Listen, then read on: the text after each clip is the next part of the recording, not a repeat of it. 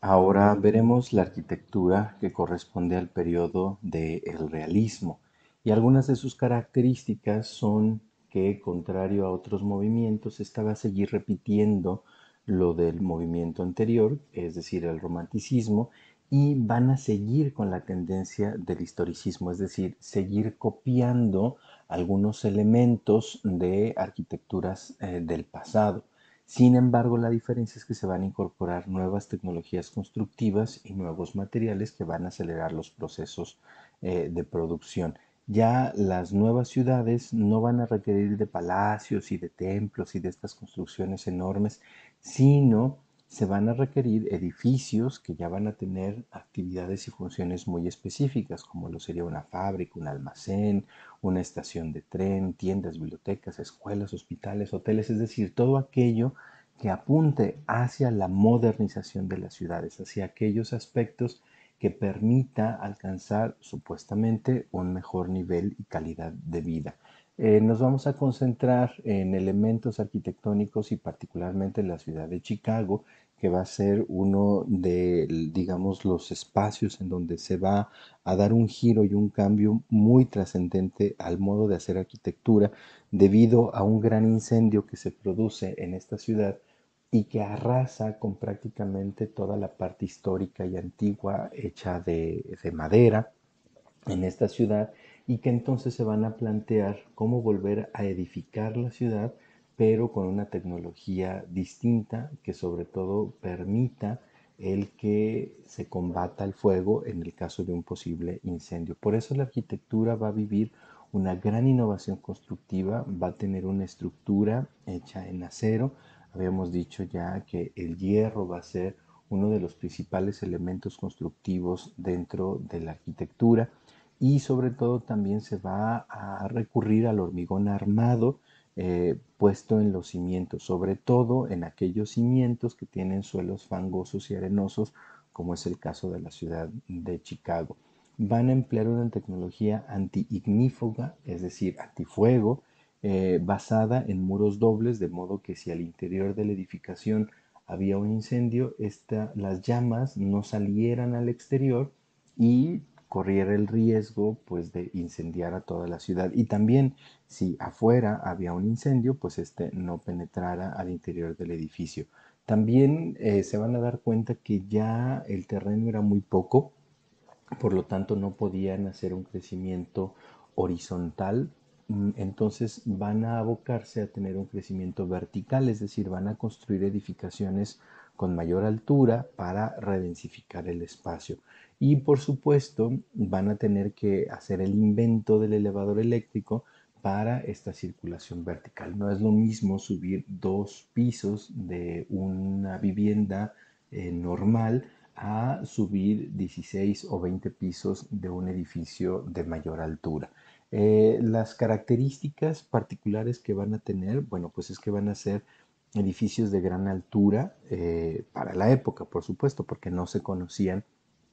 edificios que tuvieran esas características. Vamos a tener de hasta 16 y 20 pisos, alcanzando los 72 metros de altura aproximadamente, que quizá al día de hoy nos parezca una altura pues mínima, pero para la época representaba una gran monumentalidad de esta gran altura. La fachada pues va a tener una serie de ritmo y simetría, tratando de tener un equilibrio entre los llenos y los vacíos. Algo que va a marcar mucho esa fachada van a ser las ventanas y poco a poco la ornamentación exuberante y rebuscada va a ir desapareciendo. Un elemento muy particular es que ya con el avance del comercio y las nuevas formas de consumo, la planta baja se va a destinar para el comercio y la planta alta va a estar pensada para vivienda, es decir, para que sea habitada. Y toda la estructura del edificio va a evocar o va a pensarse como si fuera una columna, es decir, toda la planta baja, lo que va a representar la parte del comercio, va a ser las formas de lo que sería la base. El fuste estaría representado por toda la altura del edificio, es decir, cada uno de los pisos, y el remate o la parte superior estaría representando el capitel. Por eso es que la columna va a ser un elemento que va a tomar o que va a tener, digamos, este referente y que se va a tomar y se va a plasmar dentro de los edificios. Por eso es que van a tener todavía esta ornamentación de la que todavía no se desprenden y que va a seguir estando presente. Aquí tenemos esta representación donde la planta baja, es decir, la parte del comercio, que es la más grande, la más firme, la más sólida, sería la base de la columna. El fuste, pues sería todos, digamos, las unidades habitacionales y el remate del edificio, pues hará la forma de capitel. En cuanto a los elementos nuevos que se imponen, pues es que con tanta necesidad de iluminación se desarrolla o se inventa lo que es la ventana Chicago, que consiste en un panel de vidrio fijo que son ventanas corredizas, es decir, que se levantan hacia arriba para permitir el ingreso de la ventilación. ¿Por qué no hacerse hacia los lados como comúnmente se estilaba? Pues porque una ventana chocaría con la de al lado. Entonces, incluso como ante una necesidad que se plantea, la misma arquitectura lo soluciona a través de la invención, en este caso de la ventana, que se denomina Chicago precisamente por este tipo de arquitectura tan particular y tan característica. Ya lo había comentado, la necesidad que hay de la circulación vertical en estos espacios, por lo tanto, se desarrollan una serie de elementos que van a permitir a las personas desplazarse hacia la parte superior de los edificios, como lo es el elevador. Los hermanos Otis, ese era su apellido, deciden construir o fabricar o diseñar este nuevo elevador eléctrico que va a permitir ir desde las plantas bajas hasta lo que sería la parte superior de los edificios. Y bueno, hay arquitectos muy destacados de esta época que van a componer la llamada Escuela de Arquitectura de Chicago y que van a tener estas características tan particulares como van a dar este sello en especial a este tipo de arquitectura. Algunas de las edificaciones importantes que ellos realizaron los vamos a encontrar en los siguientes ejemplos y en todos está de manifiesto misma estructura, una planta baja dedicada al comercio, parte habitacional y el área de servicios en la parte superior. Es necesario no perder de vista cómo, aunque sigue teniendo una ornamentación de carácter historicista, es decir, hay una remembranza muy probablemente de un periodo neoclásico, incluso renacentista, con los arcos de medio punto, con los capiteles, con las claves de los arcos. Ya la ornamentación va a ser más discreta, pero la estructura se sigue repitiendo. Incluso, bueno, ya con la ventana de la que hemos hablado, la ventana estilo Chicago y toda la estructura que va a tener propiamente el edificio. Le van a apostar también al revestimiento de los propios edificios, puesto que están hechos solamente en acero y hormigón, y entonces esta piel que los va a recubrir, pues puede ser también el ladrillo aparente o cualquier otro material que de alguna manera le dé o le revista de pues cierto color y cierta textura. No nos podemos todavía desprender de esta tendencia en la que cual se ornamenta con elementos del pasado y por eso siguen estando aquí presentes. Las estructuras van a ser enteramente de acero y concreto, de el colado que se va a realizar a través de la cimbra, pero en su exterior o digamos en su fachada va a seguir presentando elementos historicistas que ya van a ser un poco de coqueteo con el Art Deco y el Art Nouveau. Eso es importante también decirlo, que son dos de las corrientes que van a empezar a manifestarse en aquella época y otros en que definitivamente se va a copiar un estilo del pasado como este neobarroco o un neovirreinal, en donde aunque su interior es totalmente de acero, el exterior se presenta como si se tratase de una edificación pues ya muy antigua. En el caso también de un gran ejemplo está el Palacio de Cristal. Este es un espacio, un recinto expositivo que albergó la Gran Exposición Mundial en Londres y que estaba hecho enteramente de vidrio y de acero, lo que para la época era pues un avance sumamente importante en términos de construcción y una construcción efímera, porque después se tuvo que desmontar. Una ilustración que nos muestra los interiores y la manera en que se ornamentaba ese gran palacio hecho enteramente en acero y en cristal. En el caso de España también tienen su propio palacio de cristal en el Parque del Retiro, en donde podemos apreciar estos elementos de los que ya hemos hablado, el uso particularmente del acero, el hierro forjado, el hierro fundido, en esta mezcla con el vidrio, dos elementos de los cuales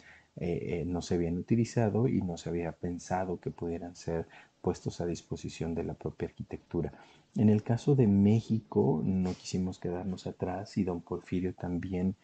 propició el que este tipo de arquitectura llegara a México, como es el caso de una fábrica que se encontraba en Alemania y que